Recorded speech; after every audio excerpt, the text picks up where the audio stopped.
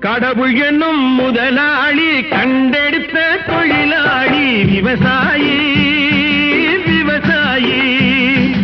கடவுள் என்னும் முதலாளி கண்டெடுத்த தொழிலாளி விவசாயி விவசாயி.